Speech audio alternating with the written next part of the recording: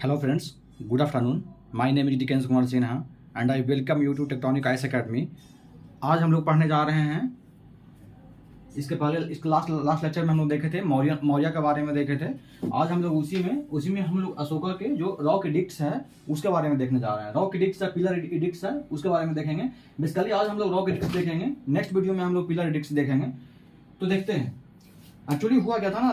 Last lecture में हम आप लोग को बताए थे कि जो अशोका जो हमारा जो होते हैं जो ग्रेट एम्परर होते हैं वो क्या होता है, कलिंग का वॉर लड़ते हैं। कलिंग के वॉर लड़ने के बाद क्या होता है कि वो भेरी घोष को धमा घोष से रिप्लेस कर देते हैं। मतलब वो बोलते हैं कि आप ज़्यादा वॉर नहीं लड़ेंगे, अपना एरिया को एक्सपैंड करने के लिए, अपना राज्य को एक्सपैंड करने के लिए वो अब वॉर नहीं लड़ेंगे। वो अब क्या है कि वो मतलब कि लोगों के बीच में गुड मैसेज को स्प्रेड करेंगे, फैलाएंगे और एक ऐसा सोसाइटी बनाएंगे जहां लोगों एक दूसरे को हेल्प करे, एक अच्छा सोसाइटी हो।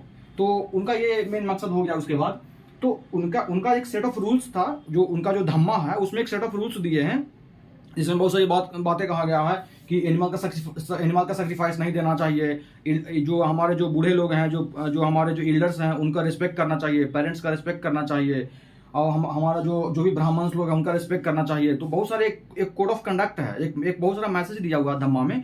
उसको स्प्रेड करने के लिए वो क्या है कि बहुत जगह रॉक्स पे वो अपना इसको मैसेज को लिखवाने लग गया है। तो उसी को बोलते हैं, हम लोग बोलते हैं रॉक एडिक्ट्स बोलते हैं। और एक्चुअली एडिक्ट्स दो तरह के हैं हम लोग का, एक रॉक एडिक्ट्स है, एक पिलर एडिक्ट्स है। तो कहीं कहीं रॉक पे जो जहां कहीं जैसे कि कहीं पहाड़ है, वहां पे बड़ा बड़ा रॉक्स है, वहां पे लिखवाने लग गए मैसेज को अपना कि क्या कोड ऑफ कंडक्ट होना चाहिए, कैसे धम्मा कैसे आगे बढ़ेगा, क्या लोगों के बीच में बिहेवियर होना चाहिए। जो कोड ऑफ कंडक्ट एक सेट ऑफ रूल्स है उसको लिखवाने लग गए। तो जो रॉक पे लिखवाए उसको बोले रॉक एडिक्ट, पिलर भी लिखवाए उसको बोले पिलर एडिक्ट। तो पिलर एडिक्ट हम लोग नेक्स्ट लेक्चर में पढ़ेंगे। थोड़ा सा इंट्रो हम आप लोग को देंगे, अभी मेन हम नेक्स्ट लेक्चर में देखेंगे। आज हम लोग बेसिकली रॉक एडिक्ट्स देखते हैं। तो जो रॉक पे लिखवाए वो रॉक एडिक्ट्स हो गया। अच्छा, हम लोग जानते हैं कि कुछ हम लोग के पास मेजर रॉक एडिक्ट्स है, कुछ माइनर रॉक एडिक्ट्स है। तो मेजर रॉक एडिक्ट्स क्या है, तो जो बड़े बड़े पत्थर पे जो लिखवाया गया, कहीं बड़े बड़े चट्टान पे लिखवाया गया, उसको बोलते हैं मेजर रॉक एडिक्ट्स, क्योंकि वो बड़ा बड़ा लिखाया गया, चट्टान पे लिखाया गया। छोटे छोटे रॉक पे लिखाया गया उसको बोलते हैं माइनर रॉक एडिक्ट्स बोलते हैं। तो ये हम लोग देखते हैं, जैसे कि मेजर रॉक एडिक्ट्स देखते हैं हम लोग। तो हम लोग के पास टोटल हम लोग के पास 14 मेजर रॉक एडिक्ट्स है, और जो कि हम लोग का 10 लोकेशन से मिलता है हम लोग का। एक चौर समझ लें, ऐसा नहीं है कि हम लोग का मतलब कि जो 14 रॉक एडिक्ट्स है, हम लोग का ऐसा नहीं है कि 14 रॉक एडिक्ट्स में से कि रॉक एडिक्ट 1 है जो कहीं और से मिला है, 2 कहीं और से मिला है, 3 कहीं और से मिला है। नहीं, ऐसा नहीं है। हर लोकेशन से बहुत सारा रॉक एडिक्ट्स मिला है। जैसे कि अगर हम एग्जांपल लेते हैं, जैसे कि हम एग्जांपल लेते हैं पहला मनसेरा का। तो मनसेरा मेरा क्या है, इंडिया का मैप बना दिया है डायग्राम, ताकि समझने विजुलाइज करने में आसानी होगा। जैसे देखिए मनसेरा, तो मनसेरा जगह है पाकिस्तान में। ये हमारा पूरे हमारा जो अशोका का जो रॉक एडिक्ट्स है मेजर, उसमें से ये सबसे नॉर्दर्न में से आता है, सबसे नॉर्दर्न में आता है। मैप में भी देख सकते हैं, सबसे नॉर्दर्न मोस्ट एडिक्ट यही है अशोका का, मनसेरा। करके ये भी पूछता है कि northern most major rock edicts कौन सा है, तो मार देंगे यहाँ पे, पड़ता रहेगा तो कि मनसेरा है, पाकिस्तान में है। अच्छा, यहाँ पे क्या हुआ है ना कि यहाँ पे 1 से लेकर 14 तक सारा रॉक एडिक्ट्स मिला है, सारा। मतलब रॉक एडिक्ट्स 1 है, उस पर कुछ और मैसेज लिखा हुआ है, 2 पे कुछ और मैसेज लिखा हुआ है, 3 पे कुछ और मैसेज लिखा हुआ है। इस तरह से लेके टोटल रॉक एडिक्ट्स हमारे पास 14 है। अब कौन कौन लोकेशन पे कौन कौन मिला है, सारे लोकेशन पे सारा नहीं मिला है। जैसे कि मनसेरा ले लेंगे जो पाकिस्तान में है, फिर उसके बाद एक शाहबाज गढ़ी है जो पाकिस्तान में है। यहाँ से दोनों में टोटल रॉक एडिक्ट्स मिला, 14 का 14 टोटल मिला, दोनों जगह से मिला है। फिर ले लेते हैं जैसे कि थर्ड नंबर ले लेते हैं कंधार हमारा, जो कि अफगानिस्तान में आता है। ये हमारा वेस्टर्न मोस्ट है, हमारा लिख दिया यहाँ पे, वेस्टर्न मोस्ट हमारा यही है, कंधार वाला ही। अच्छा, यहाँ से टोटल नहीं मिला, यहाँ से बस 13-14 मिला है। हो सके यहाँ भी टोटल होगा, मे भी यहाँ भी अशोका टोटल लिखवाए होंगे, लेकिन वो अभी हमारे पास है नहीं। वो क्या है, वो मे भी जैसे रॉक पे लिखाया गया है, तो रॉक तो परमानेंट रहता नहीं है, वो डिसइंटीग्रेट तो होगा ना। वो सनलाइट पड़ेगा, बारिश होगा तो धूप के कारण और छाँव के कारण, ठंडा गर्मी के कारण वो टूटेगा। तो वो क्या हो गया कि वो शायद में भी टूट गया होगा, तभी हमारे पास वो 13-14 का जो रॉक एडिक्ट है ना, वो मिलता है कंधार से। उस तरह से 4th नंबर देखते हैं गिरनार, गुजरात में हमारा मिलता है, यहाँ भी टोटल मिलता है 1 से 14 तक। फिर देखते हैं हम लोग सोपारा जो महाराष्ट्र में है, हमारा सोपारा जो यहाँ 8 और 9 मिलता है। तो एक्चुअली याद करने की जरूरत नहीं है कि कौन कौन सा कहाँ मिलता है, बस याद रखना है कि मनसेरा पाकिस्तान में है, शाहबाज गढ़ी हमारा पाकिस्तान में है, कंधार हमारा अफगानिस्तान में है, गिरनार गुजरात में है। फिर देखेंगे सोपारा महाराष्ट्र में है, एर्रागुडी है जो आंध्र प्रदेश में है, और उसके बाद देखेंगे कि सन्नाती है जो हमारा कर्नाटका में है, और ये 2 यहाँ पे जोगादा है उड़ीसा में, और धौली या इसको तोसाली भी बोलते हैं जो उड़ीसा में है। और एक है जो कि हमारा नॉर्थ इंडिया में है, ये कालसी है जो उत्तराखंड में है, पड़ता है, देहरादून में पड़ता है। तो इतना टोटल हमारा 10 लोकेशन है। 10 लोकेशन पे हम लोग को टोटल 1 से लेकर 14 तक जो रॉक डिक्स है इसी सब में मिलता है। इसमें से 5 लोकेशन ऐसा है ना जिसमें कि टोटल रॉक डिक्स अवेलेबल है। 1 से लेकर 14 तक टोटल रॉक डिक्स अवेलेबल है। उसमें 5 में देख लो मनसेरा है 1 से लेकर 14 तक, शाहबाजगढ़ी है, फिर हमारा गिरनार है, फिर हमारा कालसी है, 4 हो गया, एक एर्राकुडी है आंध्र प्रदेश में। तो इतना है। और बाकी याद रखने की जरूरत नहीं है कि कौन कहाँ के कौन सा रॉक डिक्स मिलता है, ये याद रखने की जरूरत नहीं है। बस लोकेशन याद कर लीजिए, ये याद कर लीजिए कि 14 टोटल है, 10 लोकेशन से मिला है, ये हो गया। ये पूछ सकता है कि नॉर्दर्न मोस्ट मनसेरा है, साउदर्न मोस्ट हमारा कौन सा है, साउदर्न मोस्ट हमारा ये एर्राकुडी है जो आंध्र प्रदेश वाला है। वेस्टर्न मोस्ट देख लेंगे तो अफगानिस्तान में कंधार वाला हो जाएगा। ईस्टर्न मोस्ट देख लेंगे तो हमारा ये धौली वाला जो है, धौली हमारा जो है ईस्टर्न मोस्ट है, क्योंकि नॉर्थ इंडिया में तो मिला नहीं है कहीं पे, तो धौली है जो कि हमारा ईस्टर्न मोस्ट है। तोसाली जिसको तोसाली बोलते हैं उड़ीसा में है। क्वेश्चन और आता है लैंग्वेज बेसिस पे क्वेश्चन आता है कि कौन कौन सा जो हमारा रॉक डिक्स मेजर रॉक डिक्स है वो उसमें मैंने कौन कौन सा लैंग्वेज में लिखा गया है। तो जो सबसे जो ऊपर में जो है हमारा मनसेरा और जो शाहबाजगढ़ी, ये पाकिस्तान वाला एरिया में है। और यहाँ पे हम जानते हैं जब पढ़ाए आप लोग को, ये मत कहिएगा कि हम लोग को पढ़ाया नहीं है, सब पढ़ाए हुए हैं कि वहाँ पे पर्शिया का इन्फ्लुएंस था। तो जो पर्शिया का इन्फ्लुएंस होगा तो क्या होगा वहाँ पे खरोष्टी स्क्रिप्ट आएगा वहाँ पे, क्योंकि वो लोग खरोष्टी फॉलो करते थे। तो खरोष्टी स्क्रिप्ट में लिखा हुआ है, लेकिन लैंग्वेज जो है प्राकृत है नंबर 1 और 2 में। नंबर 1 और 2 बोले तो मनसेरा और शाहबाजगढ़ी नंबर 1 और 2। फिर इसको देखते हैं थर्ड नंबर कंधार में है। तो कंधार तो वहाँ पे तो ग्रीस लोगों का इन्फ्लुएंस था। वहाँ पे ग्रीस लोगों ने छत्रप वगैरह, वहाँ पे छत्रप का राज चलता था। ग्रीस जो थे अपने बहुत सारे छत्रप्स में डिवाइड किए हुए थे, उसको छत्रापी बोलते थे। तो ग्रीस अरामाइक 2 लगभग बाइलिंगुअल है वहाँ पे जो हमारा थर्ड नंबर है अफगानिस्तान वाला कंधार वाला।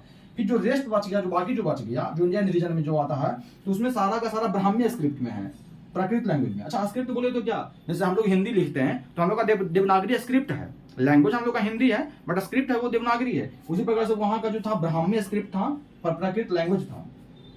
ये लैंग्वेज से क्वेश्चन आता है। पहले तो लोकेशन से क्वेश्चन पूछता है, यहाँ से क्लियर हो जाएगा। लैंग्वेज से पूछेगा तो यहाँ से क्लियर हो जाएगा। कभी कभी ये पूछता है कि कौन कौन सा जो हमारा 14th रॉक डिक्स है उसमें से कौन कौन से में क्या क्या मेंशन है। तो जैसे कि देख लेते हैं कि अगर नंबर 1 पूछेगा तो इसमें एनिमल का सेक्रीफाइस को रोकने की बात कहा गया है। नंबर 2 और 13 नंबर 2 और 13 दोनों में हमारा साउथ किंगडम के बारे में बताया गया है कि उसमें चेरा चोला पांड्या के बारे में, चेरा चोला पांड्या से कैसा रिलेशन था, ये सब बताया गया है 2 और 13 में, याद रखना है दोनों।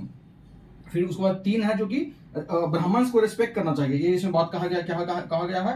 4 में धम्मा घोष के बारे में बोला गया है कि भेरी घोष आइडियल नहीं है, इसको हम लोग लेकर के हम लोग आगे नहीं चल सकते हैं हमेशा के लिए, हम लोग को धम्मा घोष ही अपनाना पड़ेगा, इसके बारे में बात कहा गया है। 5th नंबर में अपॉइंटमेंट ऑफ धम्मा महामत्रा का अपॉइंटमेंट कैसे होगा। उसका धम्मा महामत्रा मतलब क्या, जो धम्म है अशोका का जो धम्म है उसको फैलाने के लिए कोई एक हेड होगा ना, तो वही धम्मा महामत्रा जो हेड होते थे उन्हीं को बोलता था धम्मा महामत्रा, जो धम्मा को चलाने वाले जो होते थे उसको देखने वाले होते थे। तो धम्मा महामत्रा का अपॉइंटमेंट कैसे होगा, उनका क्या ड्यूटी होगा, तो ये सब लिखा गया है रॉक डिक्स 5th में। 6, 10 और 11 याद रखना है। 6, 10 और 11 में धम्मा के बारे में बात कहा गया है।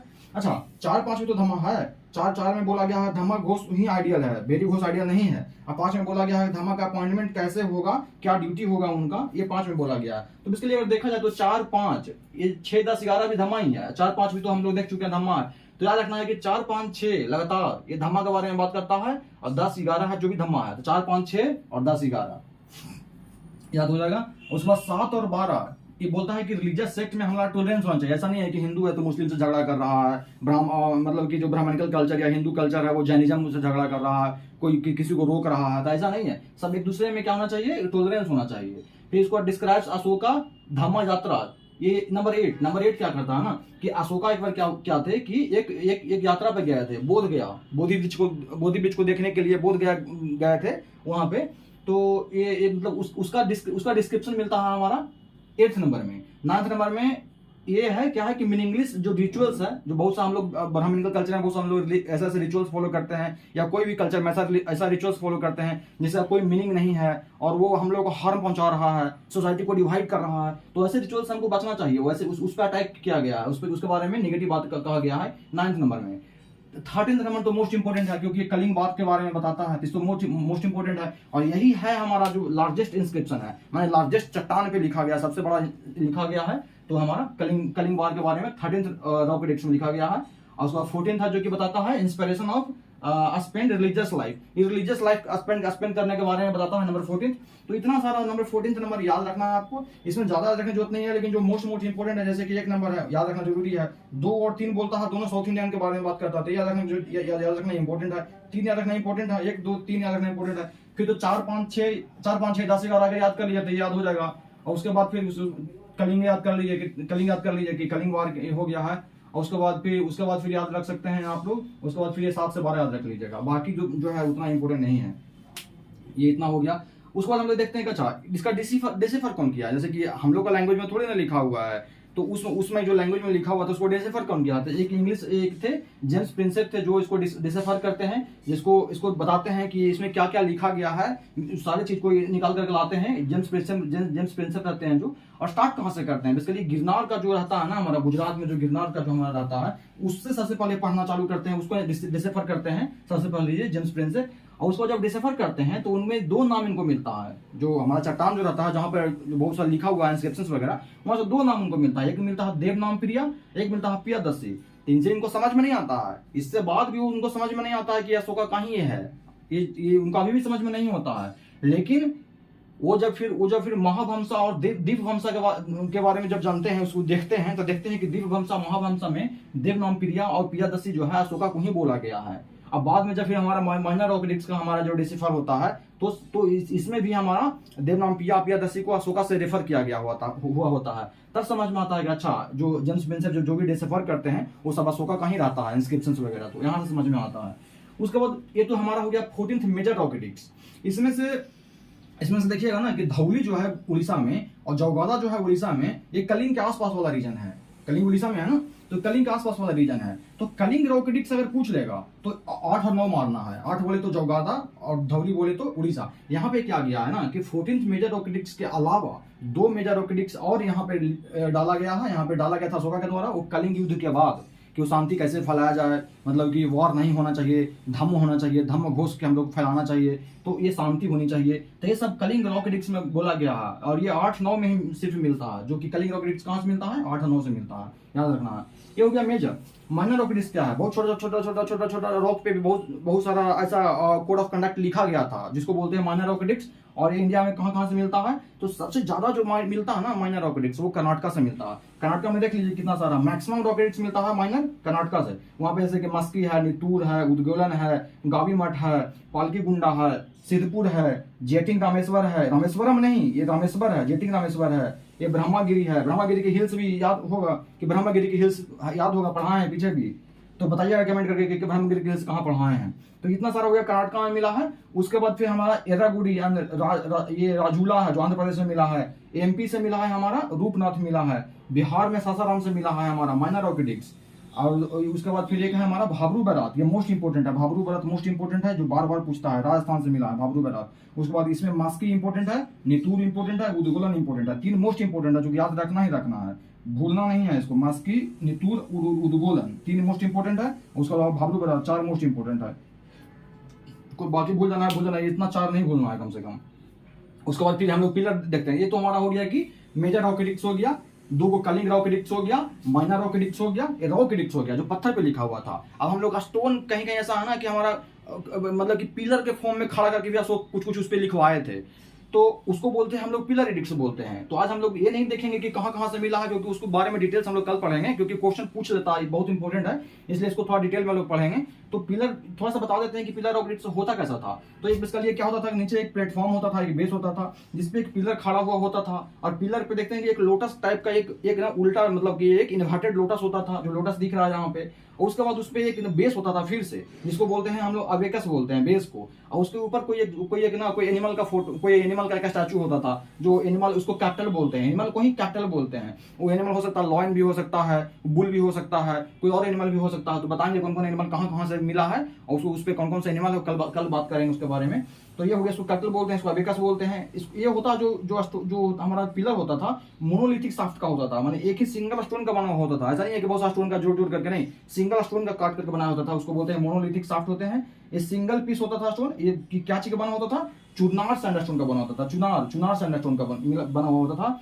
और ये जो इस पे क्या होता था ना कि बीच बीच में कहीं कहीं कुछ इंस्क्रिप्शंस वगैरह लिखा होता था, इंस्क्रिप्शंस वगैरह। तो वो क्या है, वो प्राकृत लैंग्वेज में मिला है, जो ब्राह्मी स्क्रिप्ट में है, प्राकृत लैंग्वेज में है, जो इंस्क्रिप्शंस लिखा हुआ है। यहाँ पे कुछ तरह से ब्राह्मी स्क्रिप्ट में, प्राकृत लैंग्वेज में कुछ लिखा हुआ होता था कि क्या करना है लोगों को, क्या फॉलो करना चाहिए, क्या कोड ऑफ कंडक्ट होना चाहिए। तो ये है, तो हो गया है फ्रेंड्स। आई थिंक ये हम लोग देख लिए हैं, ये मोस्ट इंपोर्टेंट है, यहाँ से क्वेश्चन बनता है हर एग्जाम में। और ये देख लीजिएगा पिलर एडिक्ट्स में कौन कौन एडिक्ट्स कहाँ से मिला है, इसके बारे में कल देखते हैं। तो मिलते हैं नेक्स्ट वीडियो में। Thank you.